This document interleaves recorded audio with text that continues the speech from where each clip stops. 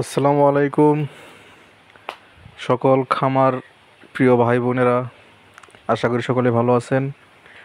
আজকে আপনাদের সাথে একটি বিষয় নিয়ে আলোচনা করব, সেটি হচ্ছে যারা ডিমের হাঁস পালন করেন। ডিমের হাঁস পালন করা যতটা সহজ মনে করেন ততটা সহজ না আসলেই, কারণ ডিমের হাঁসে প্রচুর টাকা ইনভেস্ট করতে হয়।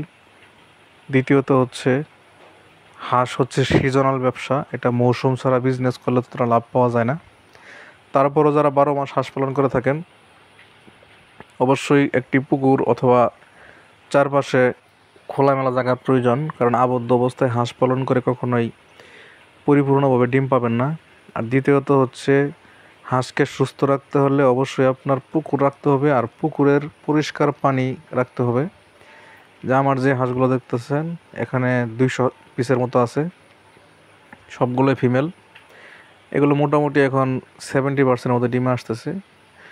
আমি চৈত্র মাস থেকে বর্তমান সময় পর্যন্ত মাঠেই একদম ছেড়ে খাওয়ানো সুবিধা ছিল, কারণ আমাদের এদিক দিয়ে ধান চাষ করা হয়, যেহেতু আমরা সিজনে 2বার হাঁস মাঠে ছেড়ে খাওয়াতে পারি।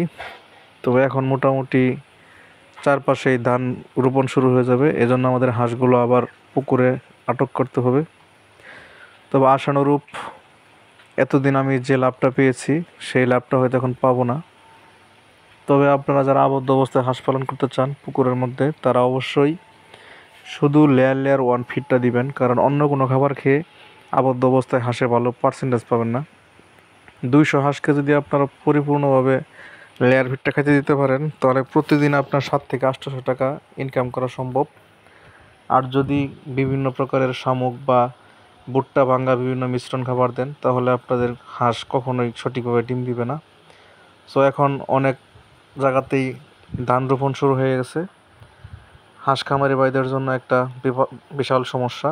সো এখন যারা আটক করে দিবেন, একদম পুকুরে আবদ্ধ অবস্থায় রাখবেন, তারা অবশ্যই শুধু ফিড দিবেন আর ভিটামিন ক্যালসিয়াম চালাবেন। আসসালামু আলাইকুম।